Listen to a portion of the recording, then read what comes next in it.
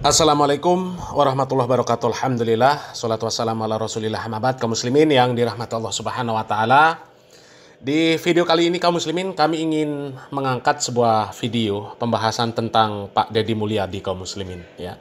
Kita tahu kebijakan-kebijakan dari Pak Deddy Mulyadi, Gubernur Jawa Barat, itu banyak sekali yang pro dengan rakyat kecil kaum muslimin ya. Yang jelas kebijakan-kebijakan dari Pak Deddy Mulyadi ini dirasakan positif lah ya. Dinilai oleh masyarakat Jawa Barat itu positif ya. Hanya saja ada orang-orang yang nggak ngerti lah bagaimana pola pikir mereka ya. Kok dengan gagasan-gagasan, tindakan-tindakan dari Pak Deddy Mulyadi yang bagus-bagus itu kok nggak pro, malah justru mereka mengkritik kaum muslimin ya. Coba, usaha dari Pak Deddy Mulyadi itu kan bagus kaum muslimin.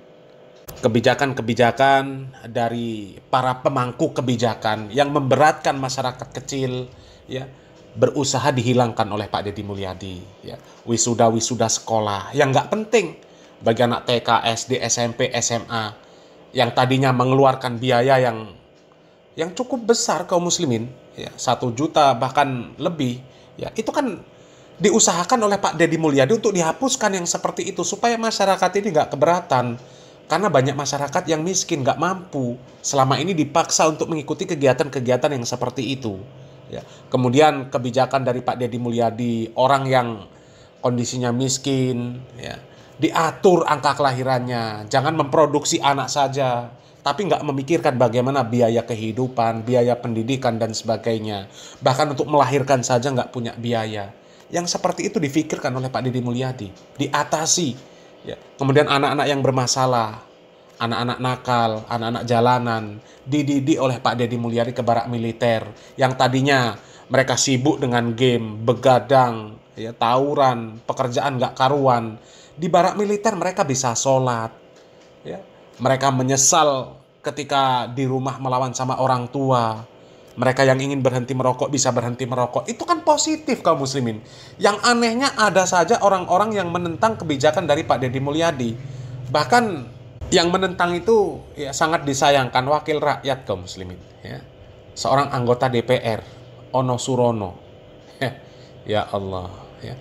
Bahkan seorang anak perempuan, remaja perempuan yang tengil, yang sok kaya, yang jadi artis pinjol, yang jelas-jelas itu rentenir ya, itu kok dibela sama wakil rakyat. Ini kan konyol kaum muslimin ya. Coba kita lihat videonya kaum muslimin. Terkait dengan Neng Aura Cinta ya, yang di Tambun, Bekasi sana, yang viral terkait dengan pembongkaran dan juga isu terkait dengan perpisahan. Saya sih merespon positif ya. Anak muda umurnya 16-17 tahun sudah bisa menyampaikan permasalahan rakyat di media sosialnya, di mana yang berkaitan dengan tugas dan tanggung jawab pemimpinnya. Nah, sehingga sangat normatif menurut saya. Ya, sangat normatif dan perlu diapresiasi karena jarang sekali anak seumur itu bisa menyampaikan dengan sangat terbuka dan sangat cerdas. Politisi Partai Demokrasi Indonesia Perjuangan, PDIP, Ono Surono pasang badan membela Aura Cinta. Ono mengapresiasi Aura Cinta yang berani memberi kritik ke Gubernur Jawa Barat, Deddy Mulyadi. Pria yang menjabat sebagai Wakil Ketua DPRD Jawa Barat itu pun meminta konten kreator yang memojokkan Aura Cinta untuk bertaubat. Menurutnya, perundungan yang dilakukan terhadap Aura akan membuat rusak dan membuat anak-anak muda lainnya tak berani untuk bersuara. Sementara itu, Ono Surono takkan membiarkan Aura Cinta tertekan dengan kondisi saat ini. Dia akan memberi perlindungan kepada Aura Cinta. Dia pun mengingatkan terkait Peraturan Daerah Nomor 3 Tahun 2021 yang mengatur tentang penyelenggaraan perlindungan anak. Pantesan bocah ini ngotot banget debat sama Kang Deddy minta study tour dan wisuda diadain lagi di Jawa Barat. Rupanya dia pernah jadi bintang iklan pinjol. Harus perhatikan saat agen pinjaman di aplikasi pinjaman daring yang resmi. Dek, lu mau orang tua di Jawa Barat kelilit pinjol gara-gara studi tour wisuda ya? Iya. Bahaya banget bocah ini. Padahal Kang Deddy lagi berusaha memerangi pinjol dan bank emok di Jawa Barat yang jadi peringkat 1 di Indonesia loh. Dek, dibayar berapa sih buat bikin kisruh? Betul. Lagian lu mengatasnamakan rakyat miskin tapi gayanya elit banget. Mana pernah jadi pemain sinetron lagi. Oh, Isyana yang cewek terkenal bukan cuma karena kepintarannya, tapi kan ulahnya. Kalau ngotot mau wisuda sama studi tour ya tinggal berangkat sendiri aja. Nggak usah mengatasnamakan rakyat miskin. Nah coba kaum muslimin ya, kok bisa-bisanya Pak Ono Surono membela Aura Cinta? Seolah-olah Aura Cinta itu ya mewakili masyarakat yang tertindas. Padahal Aura Cinta ini mewakili rakyat-rakyat yang nggak benar. Kok dibela? Dia sudah tinggal di tanah negara, di bantaran sungai. Kemudian direlokasi sama Pak Deddy Mulyadi, diberikan bantuan 10 juta. Masih nggak terima, malah minta bangunkan rumah juga. Coba, apakah yang seperti itu mewakili suara rakyat kecil? Lah kalau semuanya nanti seperti dia, ya tinggal di tanah negara, kemudian pas digusur, ya minta bangunan, minta biaya untuk pindahan, enak banget, ya. Nanti semua orang seperti itu. Bayangkan kalau semua orang yang tinggal di tempat-tempat kumuh, ya di pinggir jembatan, ya membuat bangunan di trotoar, di bantaran sungai dan sebagainya. Kemudian ketika tempat-tempat tersebut ditertibkan sama pemerintah, kemudian mereka minta kompensasi, minta ganti bangunan di tempat yang lain. Itu mau dibangun di mana? Di tanah siapa? Mau minta dikasih rumah? Enak banget, ya. Apalagi sok-sokan sudah nggak punya, sok-sokan membela masalah wisuda untuk anak TK, SD, SMP, SMA. Ya kalau dia enak, bintang iklan pinjol, tinggal ngiklankan pinjol, dapat bayaran untuk bayar wisuda. Lah masyarakat yang lain yang nggak punya, untuk makan sehari-hari saja mereka susah. Ya, terus dari mana biayanya? Ya akhirnya ya Aura Cinta ini ya yang kasih solusi, disuruh minjem di pinjol, ya pinjol yang dipromosikan sama Aura Cinta, ya. Jadi ya sangat aneh lah kaum muslimin ya, ada wakil rakyat yang membela orang-orang seperti Aura Cinta seperti ini kaum muslimin. Jangan-jangan ini yang bela Aura Cinta ini bosnya pinjol. Ya karena hal-hal yang seperti itu ya, itu tetap ada yang backing nih kaum muslimin ya. Jangan-jangan begitu. Kita lanjut videonya. Bahkan pada waktu lahir, baru lahir hari baru procot lahir, itu kelihatan banget aura ini. Aura apa ya? Aura cintanya itu aura artisnya itu ada. Assalamualaikum warahmatullahi wabarakatuh. Sampurasun, Wilujeng Enjing, wargi Jawa Barat. Musrenbang yang beberapa hari yang lalu dilaksanakan di Cirebon untuk membahas program 2026, menurut saya itu hanya seremonial. Berdebat, berdiskusi sama orang yang lapar, karena berbahaya. Nanti Anda bisa diterkam sama orang lapar. Diskusilah sama orang yang kenyang, dia akan tenang, lama-lama juga ngantuk. Maksudnya apa? Jangan suka berdebat dengan orang yang lapar kekuasaan. Nah, kamu tidak akan pernah menang. Dia akan menggunakan beragam logika. Terungkap di balik bapak-bapak gondrong yang selalu mengkritik kebijakan Kang Deddy, rupanya beliau ini merupakan calon gubernur Jawa Barat pada Pilkada 2024 yang lalu. Bahkan sampai sekarang, belum diketahui alasan yang pasti kenapa Bapak Haji Ono selalu mengkritik dan terlihat sangat bertentangan dengan Kang Deddy. Padahal dulu mereka terlihat sangat akrab, seperti tidak ada masalah. Entah kenapa akhir-akhir ini Bapak Haji Dr. Andes Ono Surono sering sekali mengkritik Kang Deddy. Apakah mereka berdua ada masalah? Gimana menurut kalian? Tulis pendapatnya di kolom komentar. Jadi speak up itu juga harus mewakili warga kebanyakan. Ini gubernurnya lagi bela rakyat, biar rakyat nggak pada susah. Ini pengen pada susah. Iya. Jadi gini loh. Jadi kenapa tidak mendapat sambutan positif dari netizen speak up-nya? Karena netizennya jadi aneh. Karena speak up menentang kebijakan gubernur yang kebijakan itu sangat meringankan beban orang tua. Jawa Barat itu sekarang ranking pertama Bank Emok, ranking pertama pinjol. Hari ini pagi-pagi saya sudah dikejar-kejar sama orang yang korban koperasi Eksis. Dari 5 juta untuk biaya sekolah anaknya kemarin, bekas dulu kegiatan apalah, perpisahan wisuda segala macam. Jadi 25 sekarang rumahnya mau disita. Gitu loh.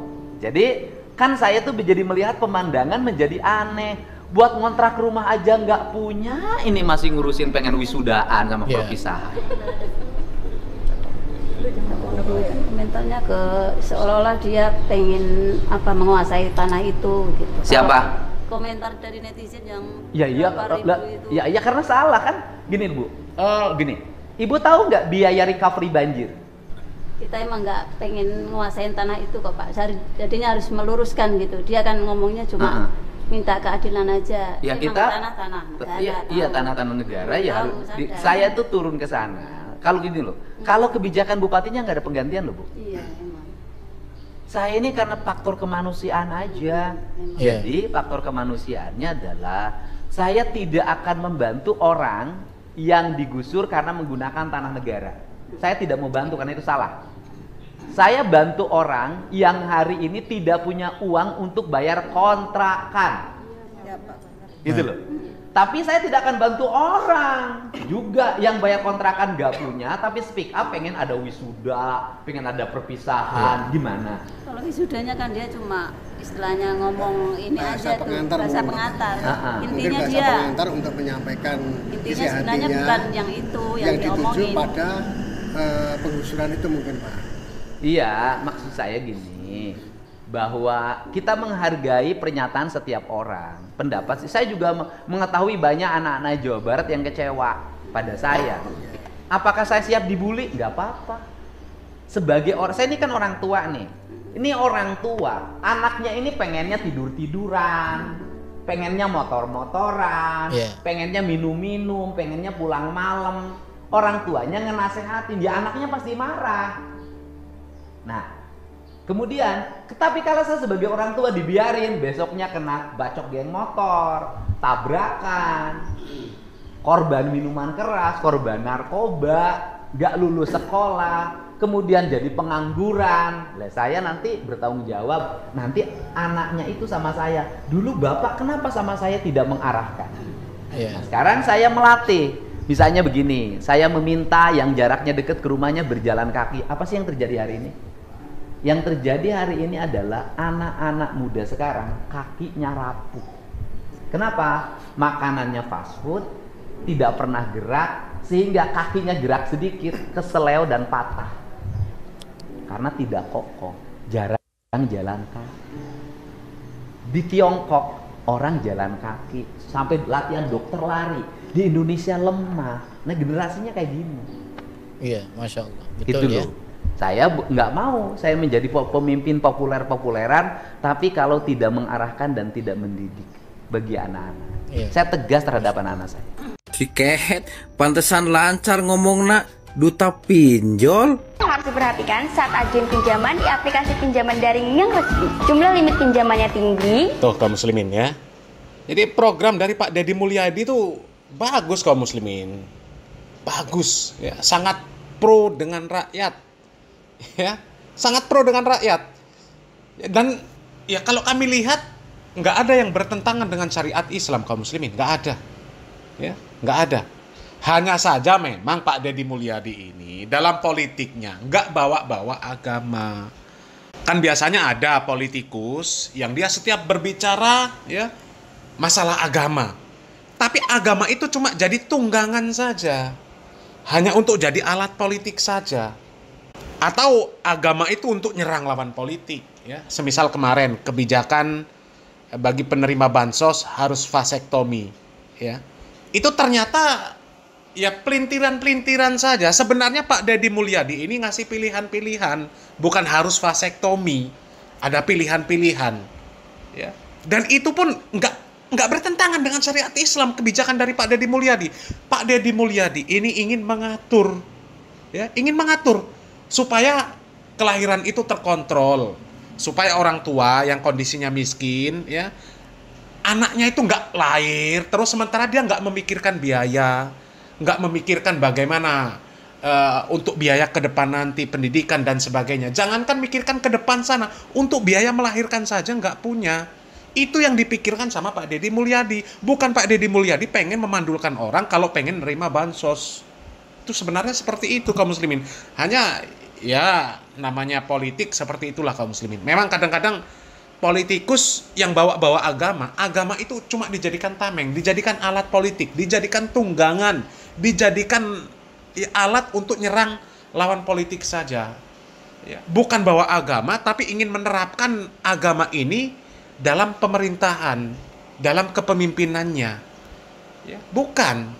Dan itu terbukti. Itu terbukti. Orang-orang yang mereka berpolitik bawa-bawa nama agama. Ya, bawa-bawa agama. Ya, pokoknya bicaranya agama lah, seolah-olah, kita ini harus seperti ini, seperti ini, seperti ini. Tapi ternyata kebijakan-kebijakannya tetap bertentangan dengan syariat Islam. Ya, ada tempat hiburan malam, ngurus izin, dikasih izin. Hah? Coba, tempat hiburan malam itu kan jelas-jelas kemaksiatan isinya. Ngurus izin, dikasih juga izin. Coba, kemudian yang kerja di lokalisasi, ya, ketika mereka kontrol kesehatan, difasilitasi, dinas-dinas terkait memfasilitasi, mereka dikontrol kesehatan mereka. Ada penyakit menular apa enggak? Ya. Kalau enggak, oke, sok silahkan, teruskan kerjaannya. Coba, ya. Padahal pemimpinnya Muslim. Pemimpinnya Muslim. Kalau berbicara masalah kebijakan pemerintah yang bertentangan dengan syariat Islam itu banyak. Bahkan pemimpinnya Muslim. Ya.